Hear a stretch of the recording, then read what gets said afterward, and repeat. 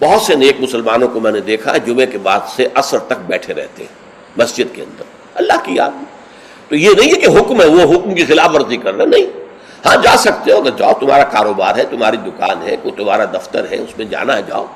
فانتشروا فی الارض وابتغوا من فضل اللہ، اللہ کا فضل تلاش کرو. اب یہاں یہ بہت اہم مقام ہے کہ مراد ہے رزق، لیکن رزق کو اللہ کا فضل قرار دیا جا رہا ہے.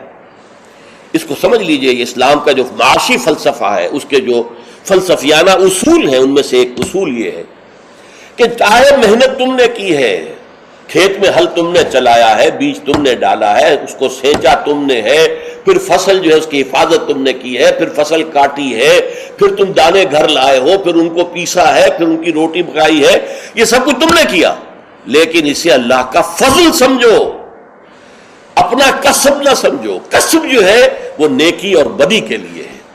انسان نیکی کما رہا ہے، یہ اس کی کمائی ہے، بدی کما رہا ہے، یہ اس کی کمائی ہے. جہاں تک رزق کا تعلق ہے، یہ اللہ کا فضل ہے. اور فضل اسے کہتے ہیں جو بلا استحقاق دیا جائے، جس کا تقاضا نہ کیا جا سکے. جس کی مثال سادہ سی میں دیا کرتا ہوں کہ آپ نے کسی مزدور کو رکھا ہے، 8 گھنٹے اس نے کام کرنا ہے، آپ نے فرض کیجئے 100 روپے مقرر کیے ہیں اس کی مزدوری. دن بھر آپ نے دیکھا کہ ایک مزدور بڑی محنت سے کام کرتا، دل لگا کے کام کیا اس نے، چاہے کوئی دیکھ رہا ہو چاہے نہ دیکھ رہا ہو. ایک تو ہوتے ہیں وہ کوئی دیکھ رہا ہے تو کام میں لگ گئے، کوئی نہیں دیکھ رہا ہے تو بیٹھ گئے. نہیں، اس نے بڑی جی لگا کے کام کیا ہے. تو شام کو آپ اسے 100 روپے بھی دیتے ہیں، 10 روپے اور دیتے ہیں. یہ 10 روپے فضل ہے، یہ وہ ڈیمانڈ نہیں کر سکتا. ڈیمانڈ تو 100 کر سکتا تھا، 100 طے ہوئے تھے، لیکن آپ نے اپنی طرف سے بغیر اس کے کسی قانونی استحقاق کے 10 روپے اسے دے دیے. یہ فضل ہے.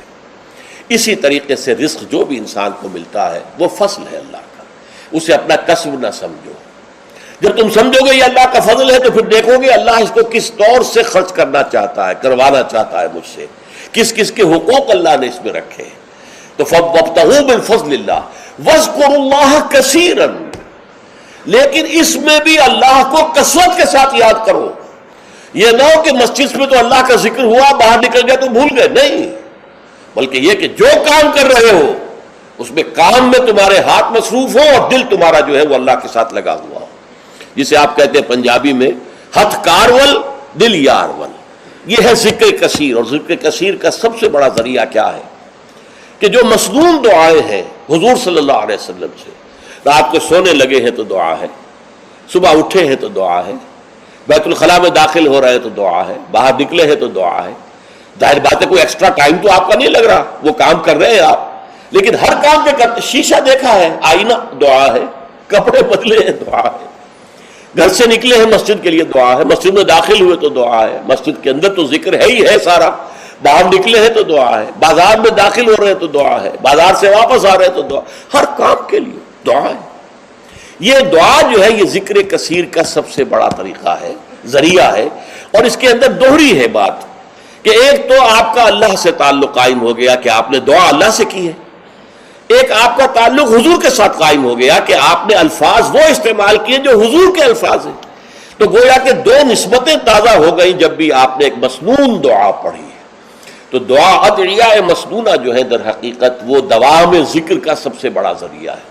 اس کے لیے علیحدہ سے وقت نکال کر کوئی آسن بنا کر اور کوئی ضربے لگا کر اس کی ضرورت نہیں، بلکہ ہر کام کرتے ہوئے.